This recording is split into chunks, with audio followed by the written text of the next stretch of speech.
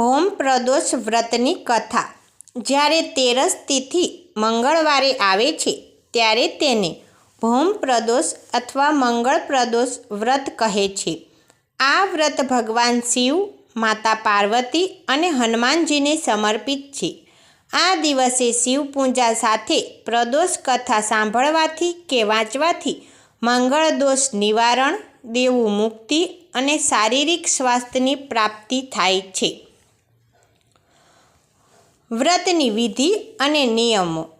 સૂર્યોદય પહેલાં જાગીને સ્નાન કરી શિવજી સમક્ષ વ્રતનો સંકલ્પ કરવો. સાંજનો સમય એટલે કે પ્રદોષકાળમાં પૂજા માટે શ્રેષ્ઠ છે. સૂર્યાસ્ત પહેલાં ફરી સ્નાન કરી શિવ મંદિરે જવું. શિવલિંગ પર દૂધ, પાણી, ગોળ અને મધ મિક્સ કરીને અભિષેક કરવો. લાલ ચંદન, લાલ ફૂલ અને દીવો પ્રગટાવી પૂજા કરવી. બાકીની જે સામગ્રી ભગવાન શિવને ચડતી હોય તે તમે ચડાવી શકો છો.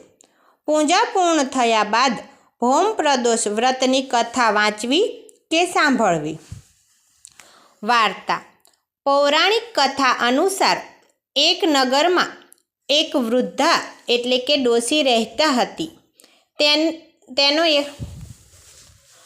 ભૌમ પ્રદોષની વાર્તા. પૌરાણિક કથા અનુસાર એક નગરમાં એક વૃદ્ધા ડોશી રહેતી હતી.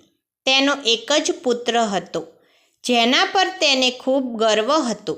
તે વૃદ્ધા બ્રાહ્મણ અને ભગવાન હનુમાનજીની પરમ ભક્ત હતી. તે દર મંગળવારે નિયમબદ્ધ રીતે હનુમાનજીનું અને પ્રદોષ વ્રત કરતી હતી.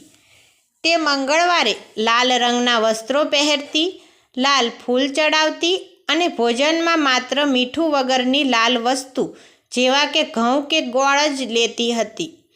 એકવાર તે વૃદ્ધાના પુત્રને રાજાના સૈનિકોએ કોઈ ખોટા ગુનામાં પકડી લીધો અને જેલમાં પૂરી દીધો.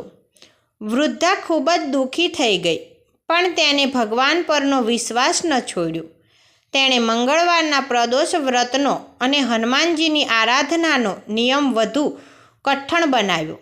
તે આખો દિવસ શિવ હનુમાનનું ધ્યાન ધરવા લાગી. તેની ભક્તિ જોઈને રાજાના સપનામાં ભોલેનાથ અને હનુમાનજી પ્રગટ થયા. તેમણે રાજાને આદેશ આપ્યો કે વૃદ્ધાનો પુત્ર નિર્દોષ છે, તેને તુરંત છોડી મૂકો. જો રાજાએ તેમ નહીં કર્યું તો તેનું રાજ્ય નષ્ટ થઈ જશે. સવારે ઉઠીને રાજાએ તરત જ તે યુવાનને જેલમાંથી મુક્ત કર્યો અને આદરપૂર્વક તેને તેની માતા પાસે મોકલી આપ્યો. રાજાએ વૃદ્ધાને ભેટ તરીકે ઘણા ધન અને ઘરેણાં પણ આપ્યા. આ રીતે ભૌમ પ્રદોષ વ્રત કરનાર ભક્તના તમામ દુઃખ અને સંકટો ભગવાન શંકરદાદા અને હનુમાનજી નાશ કરે છે. બોલો હનુમાનજીની જય, ભોલેનાથની જય.